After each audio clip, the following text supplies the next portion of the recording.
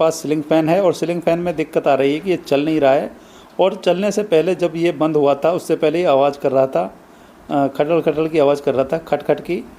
और कई तरह की आवाज़ इसमें आ रही थी अजीब अजीब सी, और कई बार आवाज़ आती भी नहीं थी तो वो झटके भी लेता था। तो यहाँ पर आप देखें, और इसके बाद ये बंद हो गया है। तो यहाँ पर हम इसको चेक कर रहे हैं। चेक करने पर हमें दिखाई दे रहा है कि सीरीज में कंटिन्यूटी इसकी बोल रही है लेकिन ये चल नहीं रहा है। आप यहाँ देख सकते हैं बल्ब जल रहा है लेकिन ये चल नहीं रहा है।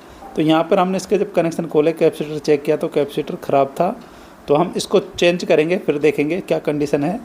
वाइंडिंग सही बोल रही है इसकी, तो कैपेसिटर ख़राब है। तो यहाँ पर हम लगा कर देखेंगे क्या दिक्कत हुई है।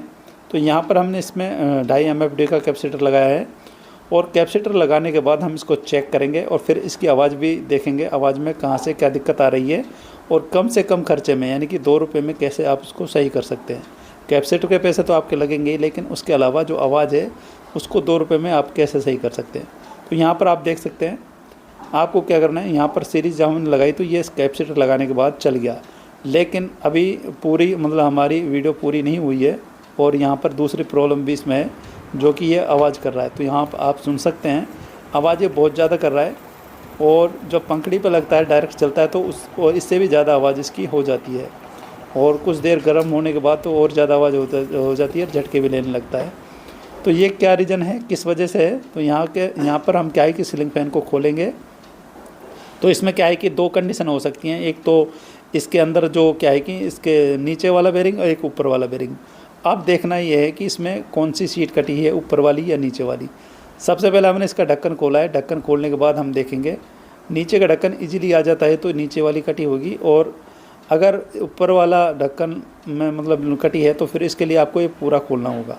तो यहाँ पर हमने इसको खोला, आसानी से निकल गया है। और यहाँ पर आप देख रहे हैं यहाँ पर इसमें कुछ जैसे कटने का बुरादा सा गिरा हुआ है, जैसे सीट कटती है उस तरीके से। और बेरिंग ओके है, बेरिंग में दिक्कत नहीं है। तो यहाँ पर आप देखें, मैं आपको दिखा रहा हूँ। तो यहाँ पर रिंग हम इसके हटाएंगे।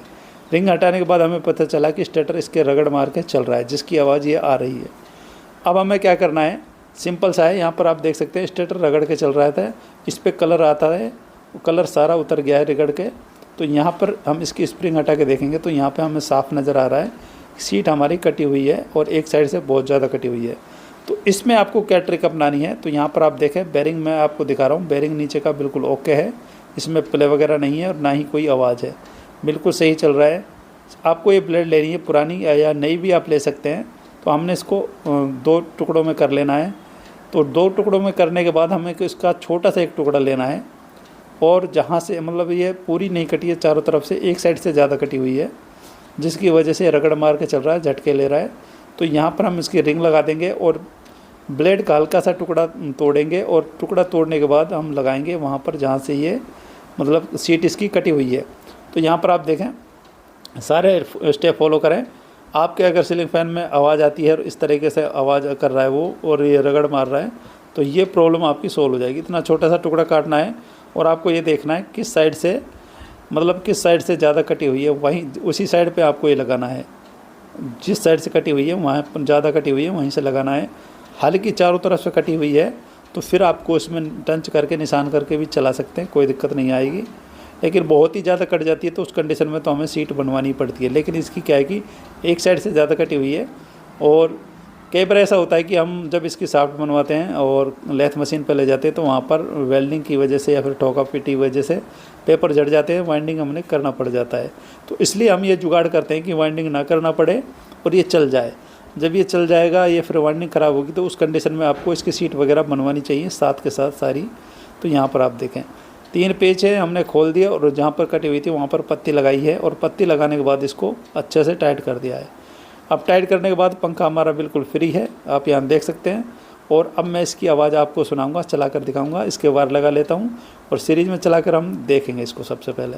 तो यहाँ पर आप देख सकते हैं मैंने तार इसके लगा लिए हैं, पंखा उठाया है और ये चल गया है।